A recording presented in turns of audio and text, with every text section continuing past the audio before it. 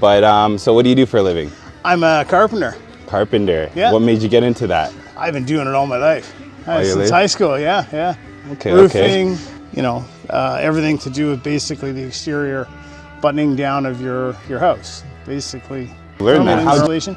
You just do it. I'm 40. Well, I'm 58. Yeah. It's just something I've continued to do, and I excel at it. And so, like, you read books, No books, just hands-on. just hands-on. Yeah, I learned a lot in a trade school, and can't wait to get out to the workforce. And then self-employment's amazing, as you know. It's just the only way to go. Of course. And that was in the early '80s, and now I'm flush. I'm good.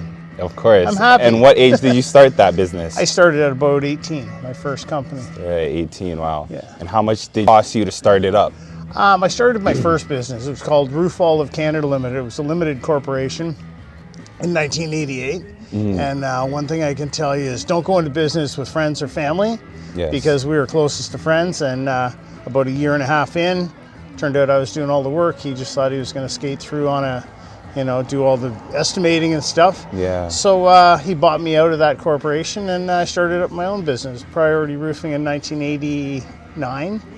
And I had that running till about 2013.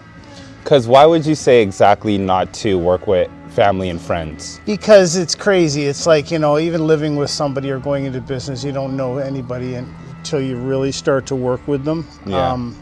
And you're with them every day. Like, we could be best of friends, but if we moved in together, it'd be like, hey, I don't like the way you leave your dishes, and you'd be like, hey, I don't like the way you leave your clothes, and all of a sudden we're like this, and it's like, this guy's an idiot, Yeah. And this thing becomes, because you're together all day, and you're together, it's almost like a marriage. Yeah. So having a business, say with your significant other, your wife, or that is really the only situation where it can go good. But yeah. What do you suggest like a young person to invest in? Themselves. If you really yes. feel passionate about something, it's not even like work. I mean, if there's something you're really passionate about, it might be collecting vinyl records, it might be building decks, it might be just drywalling, or painting.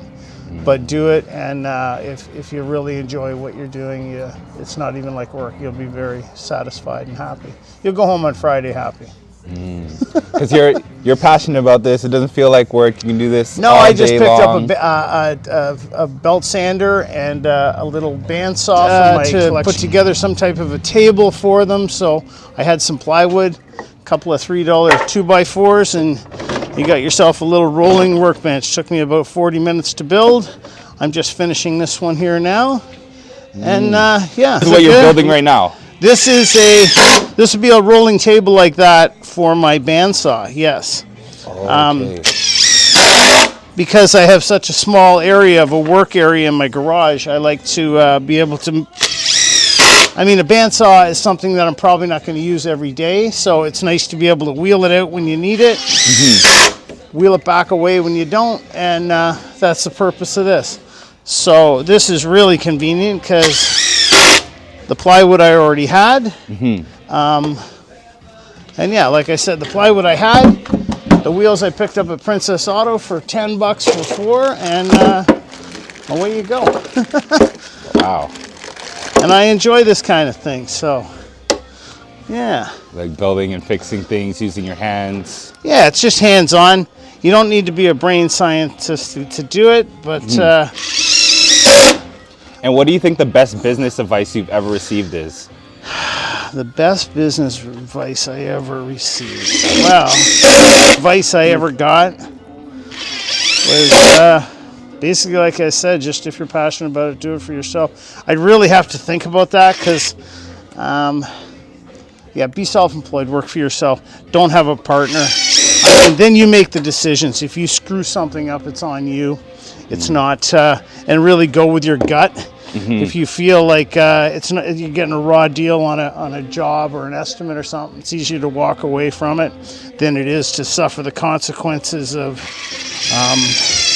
losing money on a job or time. I like to do things, everything. I kind of like to micromanage everything myself.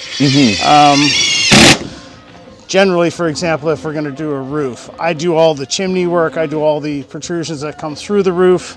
I'm not just, I let other guys shingle with me, but when it comes to all the things that may really be a problem later on leaking, I like to do those myself, because I'll be the guy coming back in 6 months if it leaks.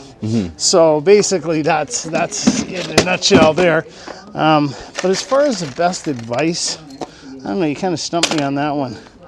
Okay, what are your top 3 I'm used to favorite giving books? the advice, not really receiving. Receiving. I know that's kind of, hey, well, you're full of yourself, but no, not full of myself. I just, I've been around the block long enough. And what are your top 3 favorite books?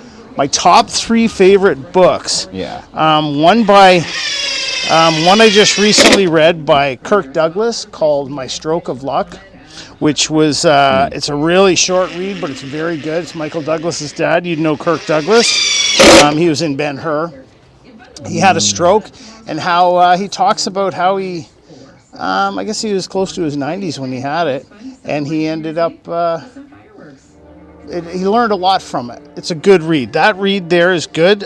Catcher in the Rye is another favorite, always.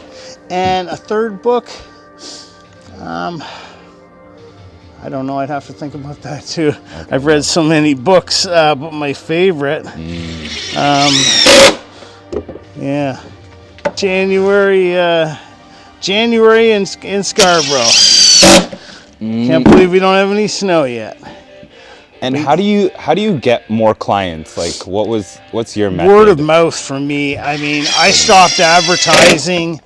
I just try and work for a small clientele of people that I've contractors I've known over the years, and they call me when I have a problem. I get paid very, very well for the time, so I might only have to work, say, 2 days a week, and I like that. At my age of 58, I put in my hours, my time, and yeah, I'm quite happy with doing that. So. And I get to call the shots, do it or not do it. Sounds kind of arrogant, but it is. But I've earned the right to be arrogant. And if they don't, they think the price is too high, or, then basically they feel free to go buy a book and do it themselves. That's true. So there's the table stand for this. This is just a little baby bandsaw I picked up yesterday off of Kijiji for $70. It's a nice little bandsaw with a light. It didn't come with a light, but it has a light. And this is a good tool for certain jobs that I do, that I like to do. And this guy used it only a few times, and he's had it sitting around his garage and not doing anything with it, so I gave him $70 for it, and really happy. I don't know if you're familiar with one of these. No, I've never seen one of these before. This is basically a bandsaw, so it has a saw blade. It's about a 1/4 inch wide, and it spins, and it's good for scroll cutting. If you have any detailed crown molding, things like that, it's a very good tool. Like for wall molding. For crown moldings, yes, for walls, stuff like that. Yeah, basically that's what I'll be using it for. And are you married or anything? I am married. I've been married 20 years on February 14th. Okay. And which is Valentine's Day. And what do you think made you guys last for so long? Like I said, you really have to be, to be married, it has to be like your best friend, your partner, somebody you can be honest and true with and love, and, somebody you can really tolerate, because getting married is not a joke. It's really, something you have to put a lot of thought into prior to. A lot of people get married young, and, we've been married 20 years now, and happiest 20 years of my life. That's amazing. And what do you think are some good character traits that a woman should have to look for, a man wants to look for a wife? If you're looking for a wife, I don't think age is really, like somebody can be 20 and they can have a 40-year-old wife. That doesn't really change much. What's a good trait in her? Just like I said, somebody who's honest, size, ethnic background, anything, that's all really irrelevant. It's whatever, people fall in love at different ages, different places in life, different places in the world. If she makes you happy, that's great. Don't have a controlling wife. If somebody's trying to be controlling, it's got to be 50-50. If there's a controlling issue with the man or the woman, that's usually doesn't work out. Wow. A lot of give and take in it. It's something you really got to be solid about. And do you have any kids or anything?